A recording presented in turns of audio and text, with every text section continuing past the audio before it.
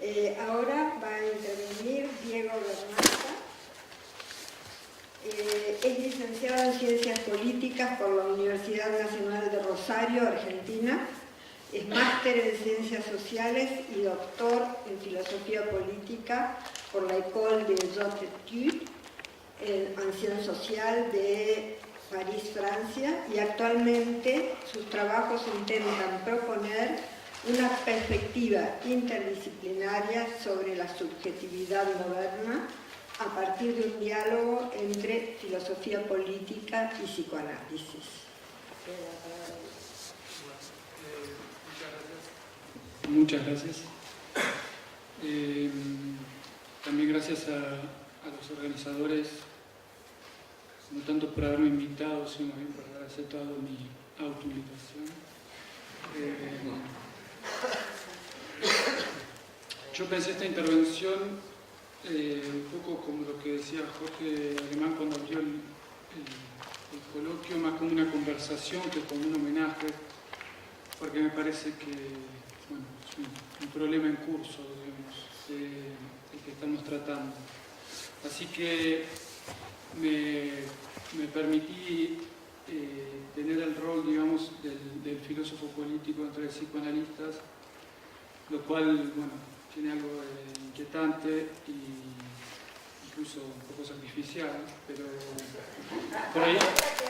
por ahí resulta necesario para, no sé si necesario, por ahí resulta útil para intentar sistematizar algunas cuestiones.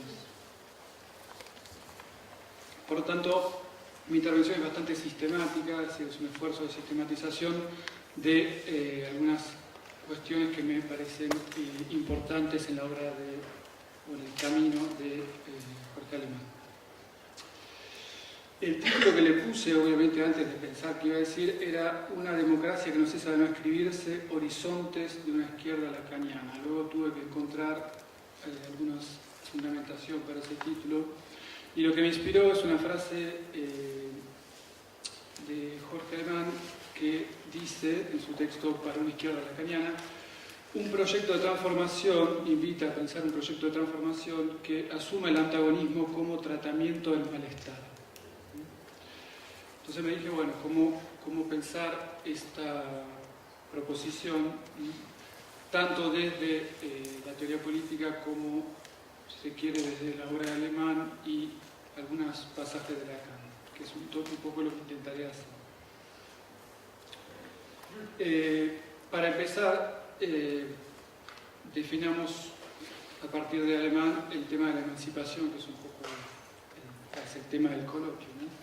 Yo me quedé con una definición que da en Soledad Común, que dice: la emancipación es un saber hacer con la soledad común para establecer las condiciones de atravesamiento contingente del plano fantasmático de la servidumbre. Bueno. Luego resumen. La interrupción, aunque sea parcial, de la servidumbre voluntaria. Remarco en las dos definiciones el contingente y el aunque sea parcial. La interrupción, aunque sea parcial, y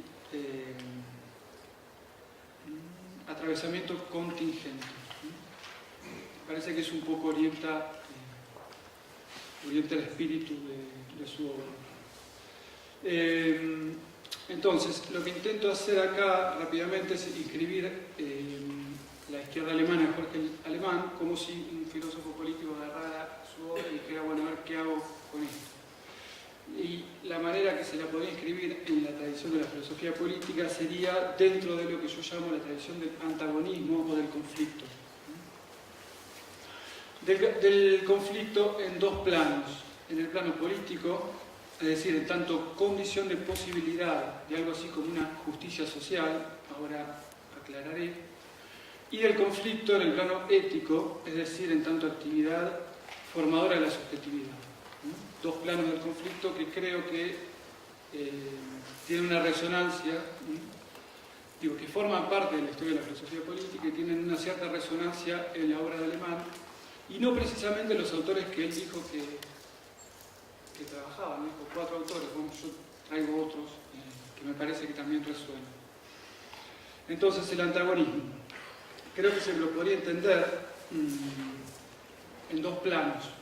Yo diría un plano maquiavélico, aristotélico, en el sentido que pone al conflicto en el corazón de lo que sería el problema principal de la teoría política, que es el problema de la justicia entendida como justicia social. Y lacaniano porque, bueno, no voy a abundar en esto, porque comprende, si se quiere, el conflicto a partir del discurso. Pienso en el Lacan del Seminario 20, que dice claramente, como pocas veces, no hay realidad prediscursiva, cada realidad se funda y se define de un discurso. Entonces, la perspectiva, digamos, que yo intento ver en los trabajos de Jorge Alemán, diría es maquiaveliano-lacaniana en dos sentidos. En tanto el conflicto es constitutivo de la realidad, y esa realidad no puede ser otra cosa que discursiva, y en tanto aquello que llamamos acá, que yo llamo acá justicia social, y que poco tiene que ver con la justicia distributiva, es decir, tanto algo que se fija una vez para siempre, hay largos debates en teoría política sobre la teoría de la justicia, la posibilidad de la justicia. Digo justicia social en tanto la posibilidad de traducir, si se quiere, de un modo contingente, político, una cierta exigencia de justicia, ¿no? Entonces, el primer plano en el que creo que resuena esta cuestión del antagonismo en la obra de Jorge Alemán a partir de la relación entre antagonismo y justicia social. Sobre la diferencia con la justicia distributiva se podría, de hecho hay para desarrollar, pero bueno, lo dejo para otro momento. Entonces, el primer plano sería la relación, digamos, intrínseca entre antagonismo y justicia social. La pregunta que yo me hice tratando de escribir esto es ¿qué puede llegar a significar algo así como la justicia social para una perspectiva freudiano-lacaniana? Leyendo a Freud y a Lacan, encontré, bueno, párrafos que ya se han citado hoy, lo cual me alegró, me dio un poco de coraje.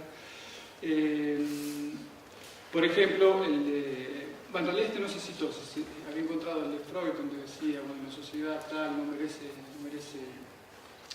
persistir, la sociedad excesivamente desigualitaria. Pero también encontré otro que dice en el malestar en la cultura, cito a Freud, a la traducción, me parece indudable que un cambio real en las relaciones de los seres humanos con la propiedad, cambio real en relación a la propiedad, aportaría aquí, es decir, respecto al problema que está tratando, que es el de la agresividad, la pulsión de muerte, etc., un cambio real en la relación de propiedad aportaría más socorro que cualquier mandamiento ético. Empero, en los socialistas, esta intelección se enturbiaba por un nuevo equívoco idealista. Bueno, el problema no es, si quiere, exigir más justicia social, es decir, un cambio real en las relaciones de propiedad, sino es el idealismo que a veces se le pone. Lo resumiría así. A lo cual me parece Lacan hace eco en esa frase que tiene al final de la Dirección de la Cura, que también fue citada esta mañana, que dice: ¿quién se ha quejado tanto como ese hombre de gabinete por la apropiación del goce, por aquellos que acumulan, que lo acumulan en las espaldas de quienes, estoy traduciendo mal, de quienes, cargan la necesidad? Bueno, la necesidad de los hombres de los otros.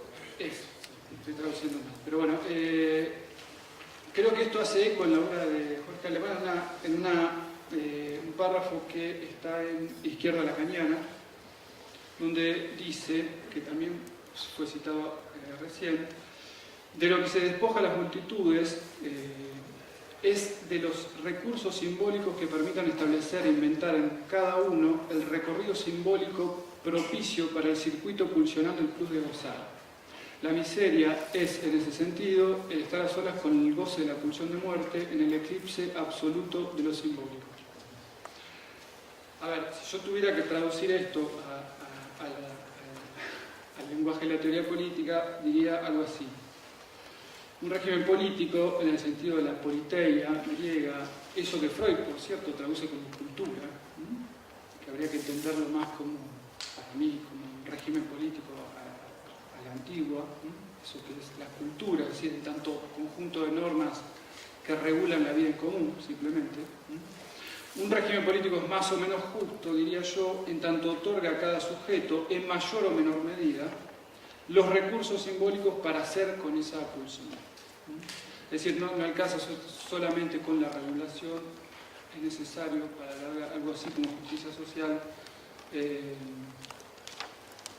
generar los recursos simbólicos para que cada sujeto pueda hacer con ellos, digamos así, un poco brutalmente. Esto implica, de por sí, si se quiere, una cierta relación entre conflicto, justicia social y subjetividad, que son los tres puntos que me interesaba primeramente relacionar, pero me parece que se queda de algún modo corto. ¿Por qué? Porque decía que lo que encuentro, el eco que encuentro en la obra de Jorge Alemán sobre esta tradición, digamos, del antagonismo en la teoría política, es que el conflicto no es solo central en tanto condición de posibilidad de algo así como una justicia social, sino también como fin en sí mismo, es decir, en tanto los efectos éticos que este tiene, es decir, los efectos éticos del antagonismo. Es decir, eso nos llevaría a intentar proponer un lazo intrínseco más radical incluso entre conflictos, si se quiere, y subjetividad, vamos a decir. Un poco responde a las cuestiones estas que se hacían recién sobre si era posible algo así como un atravesamiento sin análisis. Yo creo que sí, de hecho sí. Pero bueno, creo que la política justamente viene a ocupar ese lugar, ¿no? Entonces, intentaré desarrollar para terminar, no sé si ya lo tengo que hacer, el segundo punto, es decir, la dimensión ética del antagonismo. Me parece que en esto ya se habló mucho esta mañana y se va a hablar también en lo que sigue, lo que aporta justamente una clave fundamental para pensar esto es el concepto de soledad común que propone Jorge Alemán. Yo lo traduciría de nuevo, que es una suerte de ejercicio de traducción, de la manera siguiente. Es en la actividad política, cuando esta es real, es decir, cuando supone un antagonismo, que el sujeto se encuentra con su soledad radical, aquella que lo hace irreductible a cualquier otro, y que al mismo tiempo le hace entrever un común, una misma humanidad en tanto humanidad dividida. Es decir, que es en lo real de la política, que es la división, que es el antagonismo, que el sujeto se encuentra con ese no hay, del que se ha hablado mucho y con razón, que es lo único finalmente que tiene de común, que puede tener de común con un otro cualquiera. Acá también pienso en el Lacan del Seminario 20, ¿no? Que dice, bueno, esta frase, que lo que hace el fondo de la vida en efecto es que en todo aquello que va de la relación entre hombres y mujeres, es decir, lo que se llama la colectividad, no marcha, ¿no? O sea, ne va pas, es decir, no funciona. No funciona y todo el mundo habla. Y una gran parte de nuestra actividad se pasa a decirlo. Es decir, lo intentaría traducir de este modo. Es porque no hay relación sexual que los seres humanos no cesan de intentar, si se quiere, siempre fallidamente, hacer comunidad, hacer lazo social, y es en ese intento fallido en que hay algo así como un común. Entonces, esto que intento llamar la dimensión ética del antagonismo, un poco confusamente, es la de poner al sujeto frente a frente con lo más radical de su condición humana, que es justamente ese no hay. Podríamos decir que hay política porque no hay relación sexual, lo cual implicaría una redefinición una redefinición lacaniana, si quiere, del animal político aristotélico, algo que habría que desarrollar. Me quedo acá. Gracias.